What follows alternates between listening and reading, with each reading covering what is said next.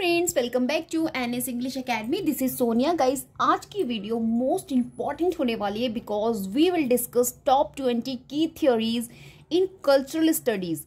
Basically cultural studies में जो भी आपसे मेजर थ्योरीज पूछी जाती हैं as well the theories I'll discuss in today's of my video, and trust me guys, you will find 4 or 5 questions from this particular video of mine. Okay, so stay tuned till the end of this video and watch complete. Don't skip while watching, and if you are new to this channel, do subscribe channel and like the video. Okay, चलिए start करते हैं. First theory we have hegemony, right? Hegemony. This theory given by Antonio Gramsci. Antonio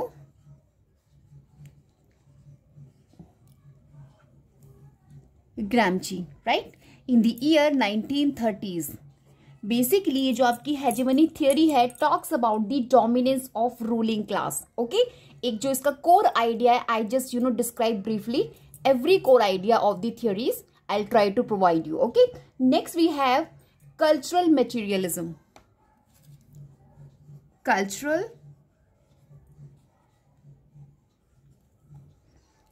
materialism, right?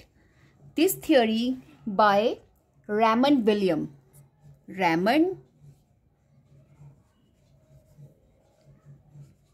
Williams in 1970s, right? ये भी आपसे frequently पूछा जाता है theory exam में. और basically here he talks about the cultural as shaped by material condition, कि जो आपका कल्चर होता है बेसिकली वो शेप किया जाता है according to material conditions. Okay, next after cultural materialism we have encoding decoding model. Encoding decoding model, right? This theory by Stuart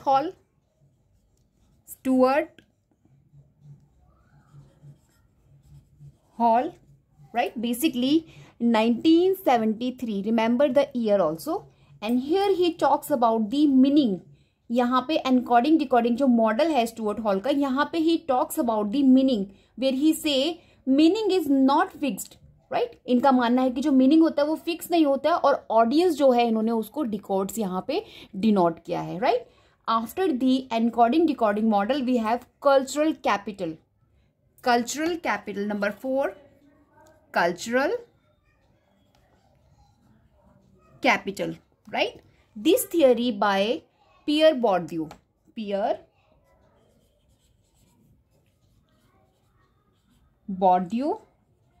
right, in 1970. So guys, basically in this theory यहाँ पे बात की जाती है आपसे नॉन इकोनॉमिक असेट्स, राइट? यहाँ पे कहना है पियर बॉर्ड्यू का कि जो आपका कल्चरल कैपिटल है, ही talks here non economic assets shape social mobility. Okay, तो कहीं ना कहीं जो आपके नॉन इकोनॉमिक असेट्स होते हैं उनको शेप किया जाता है सोशल मोबिलिटी के through, right? Next we have habitus. Number 5, habitus, right? Habitus is by, so guys ये आपका जो हैबिटस है this is also by Pierre Bourdieu, right? और ये इनका हैबिटस आया है 1972 में. 1972 में, and let me correct here, this came in the year 1979. Please make a note of it. ये जो पियर बॉर्ड्यू का कल्चरल कैपिटल है this came 1979 and guys habitus emerge 1972.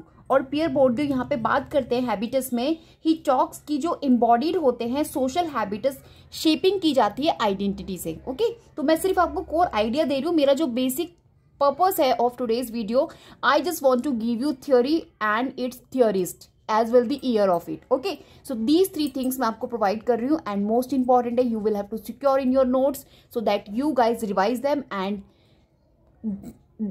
Do better in your examination, right? Number 6 we have after habitus ISA. Basically जो full form है ideological state apprentice. यहां से भी आपसे क्वेश्चंस पूछा गया है. Ideological state apparatus, right? Basically ये जो आपका ISA है that was by Louis Althusser. Louis Althusser in the year 1970 right? और here ये basically क्या है, institutions propagate ideology, right? Let's move on the next, discourse theory. Number 7 we have discourse theory. ये जो आपकी discourse theory है, this is by Michel Foucault. Michel Foucault ने इसको दिया है डिस्कोर्स थियोरी को, and he talks first in 1972, और here he talks about the language के बारे में. ये बोलते हैं कि जो लैंग्वेज होती है वो शेप करती है रियलिटी एंड पावर को कहीं ना कहीं, right? Let's move on number 8. Number 8 we have power knowledge, right? So basically अगर आपको थियोरी एज ए नॉलेज दे दे या फिर पावर दे दे, then this is given by Michel Foucault. Again Michel Foucault, right, in the year 1975, right? और basically he talks here कि जो नॉलेज होती है इज कंस्ट्रक्टेड बाय पावर. इनका मानना है मिखेल फोको का, जो आपकी नॉलेज होती है that is constructed by power. Okay, next we have panopticism,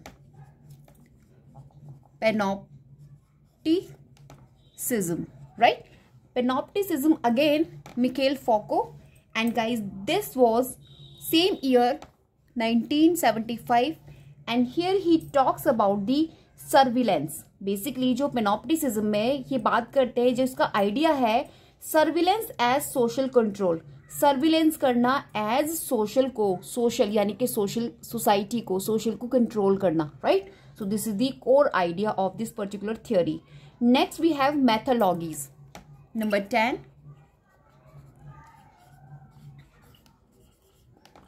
methodologies, this was by Roland birth.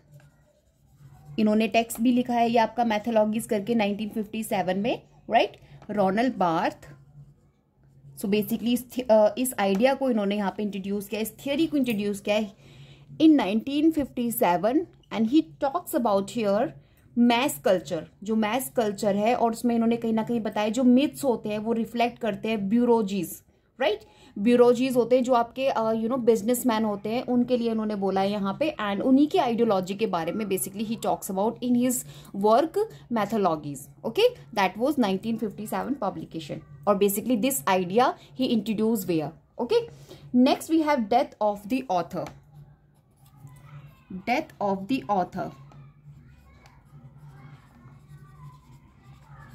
Author Roland Barthes again, right?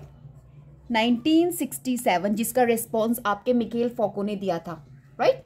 So basically यहाँ पे इन्होंने बताया कि जो टेक्स्ट होता है मीनिंग इज इंडिपेंडेंट.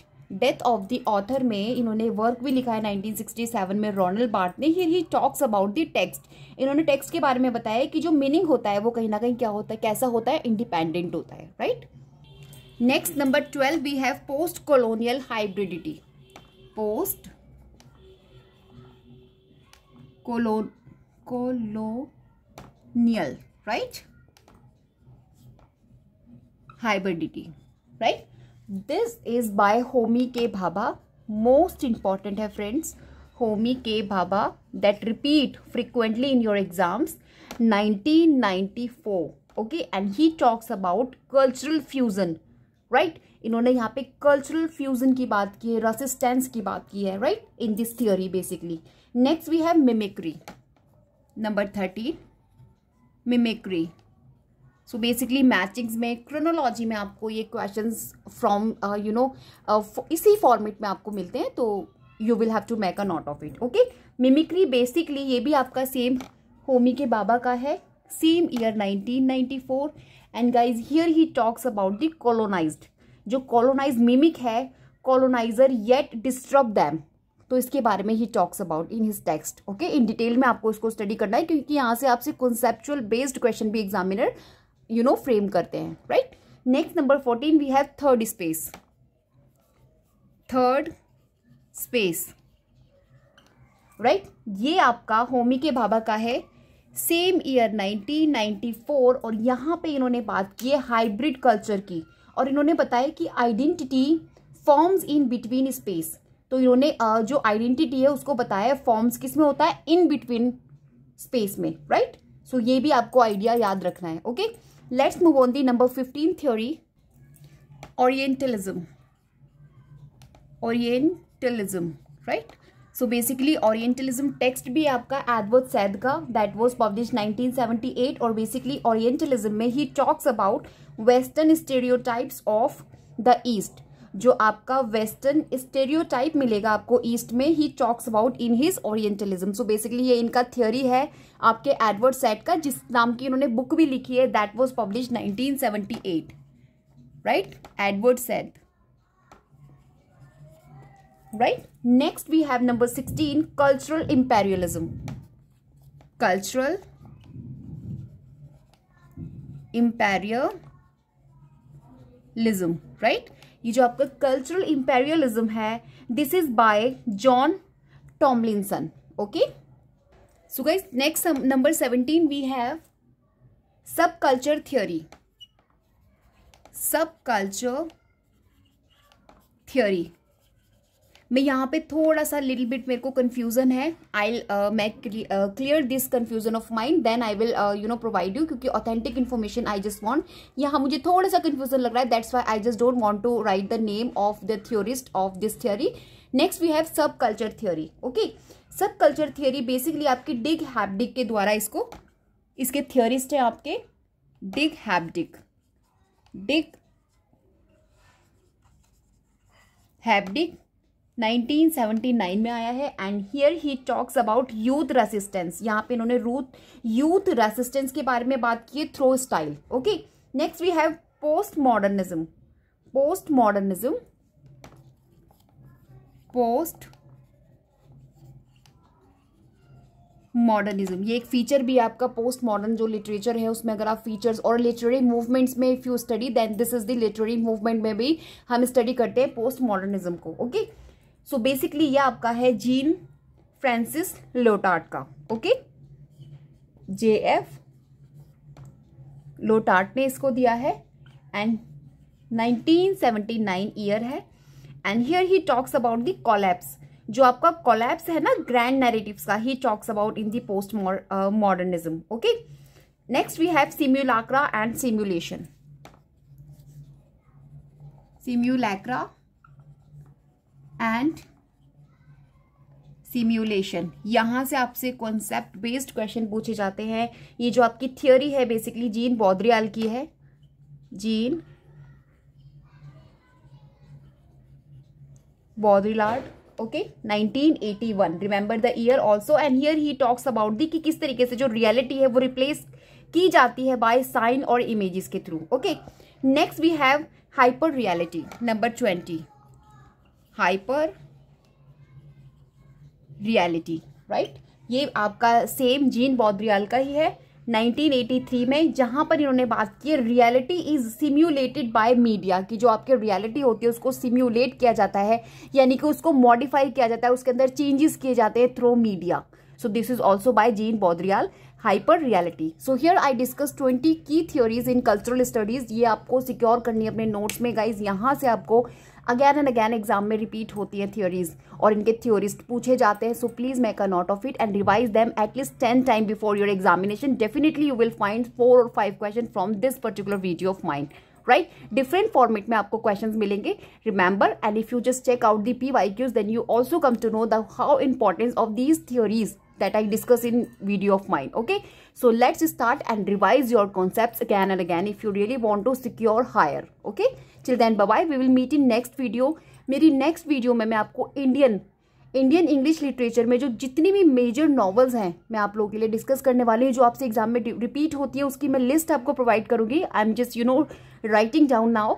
सो जब मेरा कंप्लीट हो जाएगा मैं आपको प्रोवाइड करूंगी, और वो भी आपको बहुत हेल्प करेगा इन योर एग्जामिनेशन। ओके, अभी आपको करना क्या है, you will have to secure in your notes all the list जो भी मैं आपको प्रोवाइड किए जा रही हूँ, राइट।